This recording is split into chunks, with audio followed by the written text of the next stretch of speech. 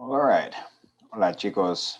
I'm going to go over the pretérito perfecto del indicativo right now. We learned this back in Spanish 2. This was in our old curriculum. This is actually taught kind of early when you all took it. But this just should be a quick review. Although it's been a while, I think it'll come back to us pretty quickly because it is fairly simple. Even though at the first look it might look kind of advanced, it's really not that bad. And once you get this down, it makes the other perfect tenses a lot easier. So this is going to be formed with a past participle. That's really the thing. We're going to make a past participle for each verb, and then we'll have in front of it the auxiliary verb haber. Now, haber is going to be conjugated in the present tense, even though this is the pretérito perfecto. It's a present tense conjugation, but it's used with a past participle, which gives off a past tense meaning. So we're talking about something that someone has done, as you see here, has done. I have spoken, you have eaten, he has written, we have left. Those are some examples in English. And we're going to learn how to do those in Spanish shortly. So first off, we're going to have the verb haber conjugated. You can see the 6 forms: has, hemos, habéis, and han.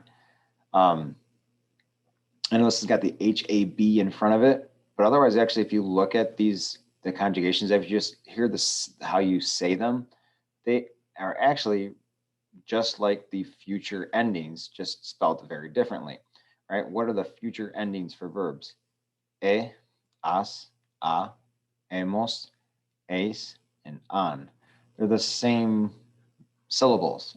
We just have, of course, different spellings with the H in front of it, and there's no accent mark like we have in the future endings. But I bring that up just because it might help you if you're feeling pretty familiar with how to conjugate in the future tense. If you remember those endings, they're the same, essentially the same words. Just instead of E with an accent to make the A sound, we spell it H-E, A. Instead of A with an accent S, we spell it H-A-S. So if you remember the future endings, E, as, a, hemos, es, and an, then you will know it'll help you remember your haber conjugations. So here, these 6 conjugations, now really these are the only 6 conjugations you need. The rest of it's going to be formed with the past participle. So here are a couple of examples. Aumentado. Aumentado is the past participle, regardless of the subject. This is the participle form. This verb, the form of this is, formed with ado, regardless of the subject. So we don't change that to agree with the subject. We change the haber. We change as to agree with the to form. Haber agrees with to form the conjugation as. But aumentado would be aumentado, whether it's yo, or él, nosotros hemos, vosotros habéis, or ellos han aumentado. It's always aumentado. Doesn't matter if it's a guy or a girl, it's ado at the end. We're using this as a participle. There are sometimes you see some of these words as adjectives, but when it's paired up with haber, it is just a participle. It won't agree with the subject. It's just going to be this form always when it's used like this. A couple other examples: ha asistido, he leído, hemos conocido. Now we can see we've got an AR verb here as the ado ending. I'm sure we'll see a slide with that on there. I just didn't even preview this one. The IR verb asistir, ido, ER verb conocer, conocido, ido, ER and IR verbs, both of the same ending. Also still here layers and ER verbs, also ido, but we do have an accent mark on that participle. I'm sure we'll have an explanation of that shortly, but there'll be a handful of verbs that do that. So I already mentioned this. So this is the participles not changing form.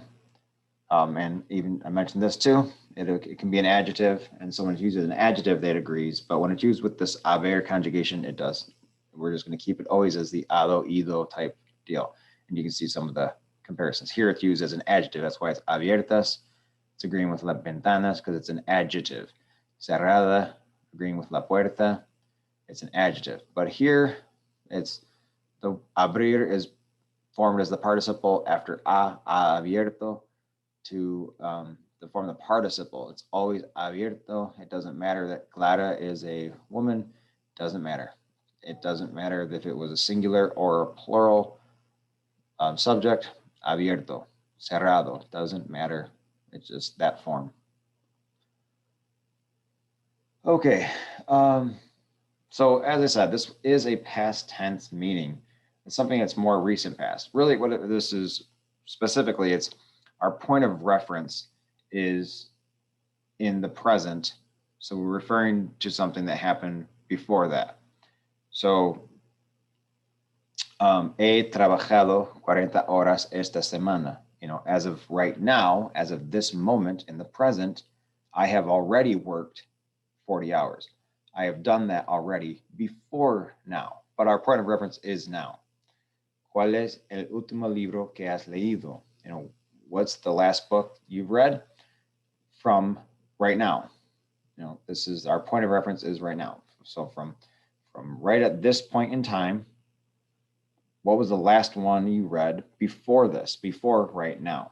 So our point of reference is right now. Now, this doesn't have to be that tricky. It works the exact same way in English. If your point of reference is now, how you conjugate the auxiliary verb, you know, have in English with our participle, it means something that happened before right now. I have worked, you know, I have read, or you have read, just means before right now. Later on, when we get into the pluscuamperfecto, you know, our point of reference will change. And when we get to the futuro perfecto as well.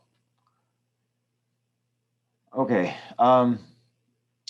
just a little comparison between English and Spanish. You know, we always put the participle next to the conjugation of haber. But you can see we've got it mixed up in here in English. We have lived, but always is in between it. You can't separate those in Spanish. Same thing here. We've got the never in between have come. In Spanish, ha venido. Nothing can go in between that. The word no and any object or reflexives are placed before haber. So we will, again, like you can see in English, I haven't eaten, I have not eaten, but we do not separate the haber with the participle. We put the no before the conjugation, which is pretty par for the course. Even if you have an object pronoun, the no goes before the object pronoun. And well, everything else we've learned too.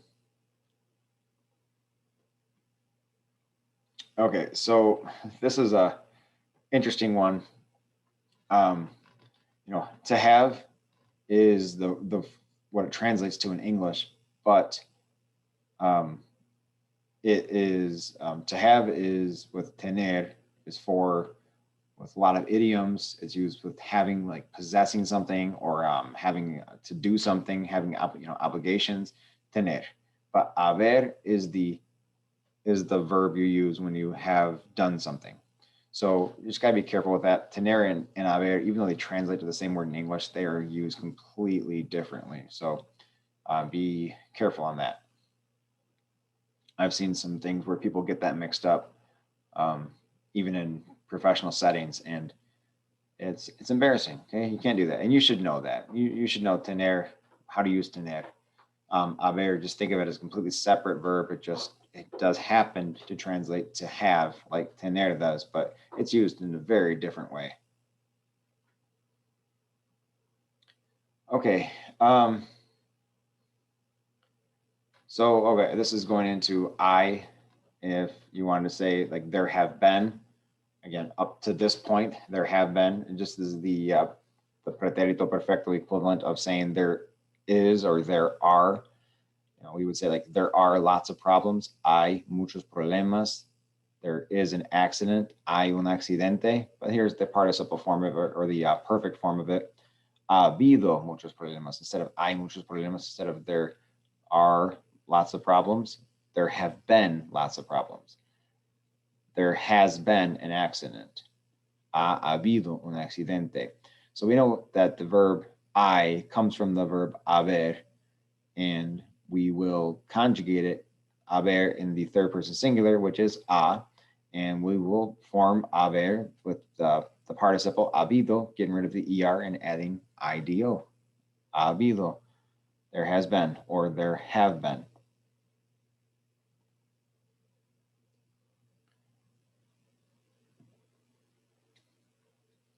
All right, so I'm noticing now, I don't know if I skipped over it or what, but there must have been a separate lesson on the participles.